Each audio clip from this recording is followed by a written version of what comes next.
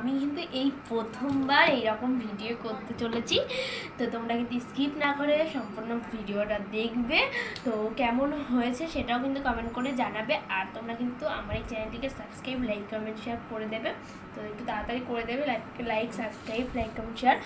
তো এখন আমি খেতে চলেছি। আর এখানে দেখো গমের আটার রুটি নিয়েছি, 3টে রুটি নিয়েছি, এই দেখো।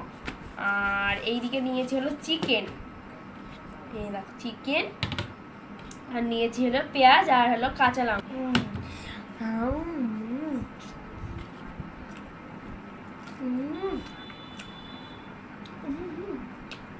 তো গাইস ঝাল ঝাল হয়েছে, বেশ ভালোই লাগছে।